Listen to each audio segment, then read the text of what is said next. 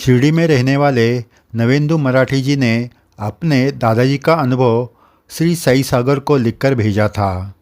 श्री मराठी जी ने लिखा, शिरडी संस्थान के पहले गवई विठ्ठलराव मराठे ये मेरे दादाजी। उनका जन्म 1905 को हुआ था, लेकिन उनको श्री साई बाबा का प्रत्यक्ष दर्शन करने को नहीं मिला। वो 1933 को शिरडी में आए। प्रत्यक्ष साई दर्शन का भाग्य नहीं मिला तो भी उनके जीवन में अनेकों श्री साई अनुभव आए थे। उसमें से एक अनुभव आपको बताता हूँ। श्री साई बाबा को समाधि लेकर 15-16 बरस ही हुए थे। श्री साई बाबा के सानिध्य में रहे अनेकों साई भक्त शिरडी में रह रहे थे। तब शिरडी संस्थान आज की तरह बड़ा नहीं था। कर्मचारी कम थे, भक्तों की संख्या भी कम थी। मेरे दादाजी को संस्थान में गवई की नौकरी मिली थी। उसके बाद 1971 तक वो शिरडी संस्थान में कार्यरत रहे थे। दादाजी गवई थे, वैसे अच्छे कीर्तनकार भी थे। मेरे दादा और दादी जी 12 साल दासगुणु महाराज के सानिध्य में रहे थे। वही दादाजी कीर्तन करना सीख गए। दासगुणु महाराज जब कीर्तन के लिए खड़े रहते थे, तब मेरे दादाजी उनके पीछे उनका साथ देने के लिए खड़े रहते थे। दादाजी का आवाज़ सुरीला था। दूसरी एक अच्छी बात यह थी कि उनकी लिखावट बहुत सुंदर थी। इसलिए दासगुणु महाराज जो काव्य रचना करते थे वो लिखकर लेने का काम मेरे दादाजी करते थे। दासगुणु महाराज जब काव्य पंक्ति सुनाते थे तब बीच में रुकते नहीं थे। ऐसी दिव्य प्रेरणा उनको बाबा के आशीर्वाद से प्राप्त थी। दासगुणु महाराज एक के बाद एक पंक्ति सुनाते और दादाजी वो लिखकर लेते थे। बीच में रुकने का नाम ही नहीं था। दौड़ने वाली ट्रेन जैसे बिना रुके भागती है, वैसे दासगुणु महाराज बिना रुके काव्य पंक्ति करते थे। दादाजी को भी अपना कलम वैसे ही दौड़ाना पड़ता था। ऐसे पवित्र वातावरण में दासगुणु महाराज ने अच्छा कीर्तनकार बनाया। उसके बाद दादाजी शिरडी संस्थान में आए। अब आपको जो घटना बता रहा हूँ वो दादाजी शिरडी संस्थान में आने के बाद, मतलब 1934 साल के बाद की है। दत्त जयंती के उत्सव में दादाजी को पुणे के पास शिरवळ गांव में कीर्तन के लिए बुलाया जाता था। वो भी जाते थे। ऐसे ही एक दत्त जयंती को उनको शिरवळ से कीर्तन के लिए बुलावा आया। दादाजी ने उन्हें खत लिखकर बताया, दत्त जयंती के दिन मुझे शिरडी में कीर्तन करना होता है, इसलिए उस दिन कीर्तन करना मेरे लिए असंभव है। लेकिन आप चाहे तो मैं दत्त जयंती के पहले दिन कीर्तन के लिए आ सकता हूँ। इस बात के लिए शिरवळ के लोग तैयार हो गए। दादाजी भी शिरवळ जाने की तैयारी करने लगे। ये बात उस वक्त शिरडी में रुके हुए राव बहादुर धुमाल जी को पता चली।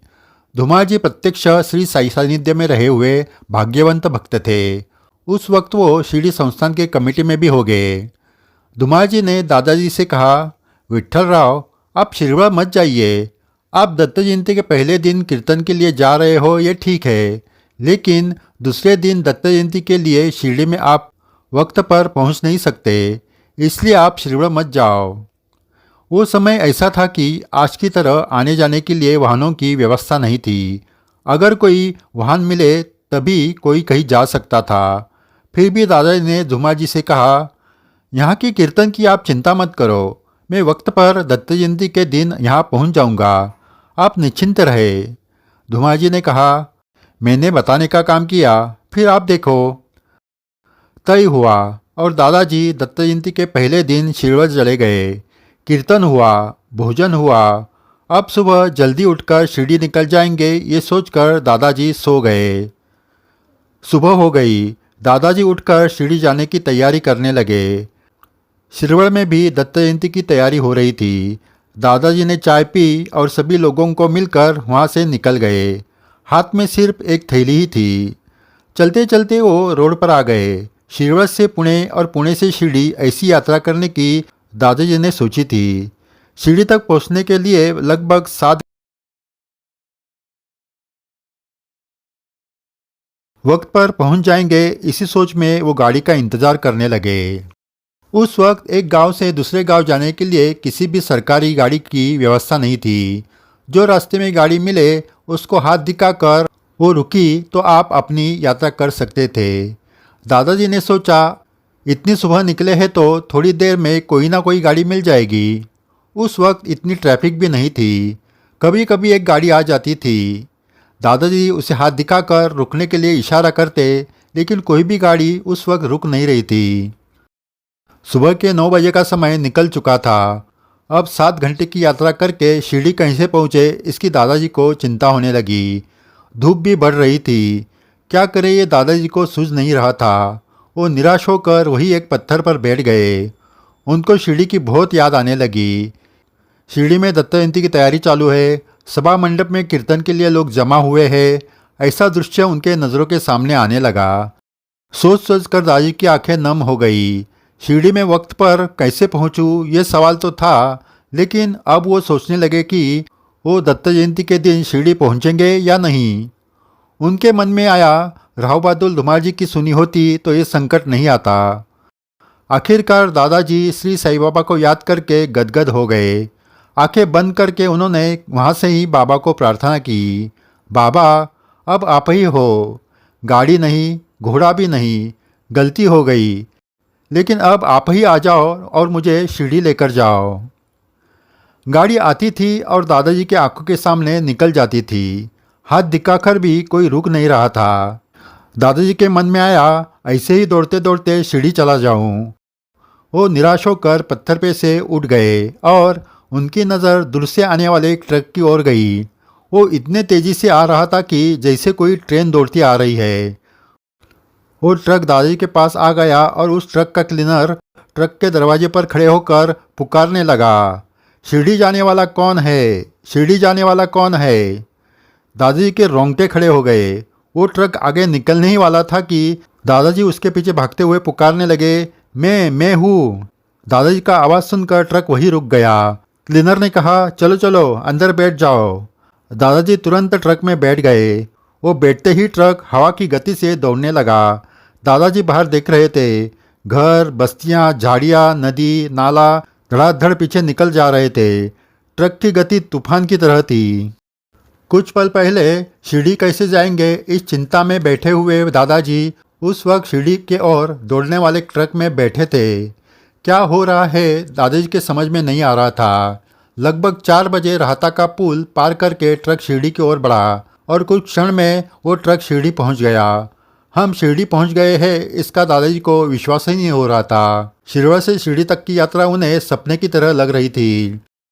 ट्रक रुकते ही क्लीनर ने कहा, चलो शिरडी आ गई। दादाजी ट्रक में से उतरे। उन्होंने ट्रक वाले को कितने पैसे दिए ये पता नहीं, लेकिन दादाजी वहाँ से जल्दी से घर वापस आए। घर आते ही हाथ पांव धोया और पानी पीकर समाधि मंदिर चले गए। दादाजी ने देखा तो सभा मंडप में कीर्तन की तैयारी चालू थी। लोग बैठे हुए थे। बाबा ने उन्हें सही वक्त पर शिरडी पहुंचाया था। दादाजी आए और उन्होंने दत्त जयंती का कीर्तन शुरू किया। राव बहादुर धुमार हैरान होकर उन्हें देखते ही रहे।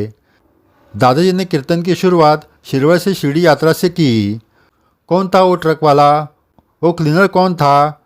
ट्रक सच में था या कोई माया थी? ये सभी सवाल चकरा देने वाले थे। दादाजी का यह अनुभव सुनकर धुमार जी की आंखों से आंसू बहने लगे। ये घटना होकर अब 70 साल से भी ज़्यादा हो गए हैं।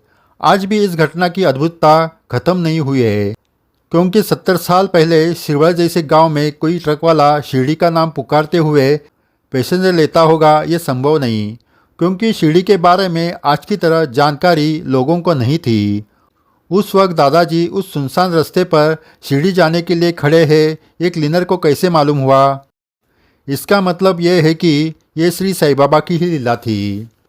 इस लीला से श्री साई चरित्र में पड़ी हुई श्री साई लीला की याद आती है।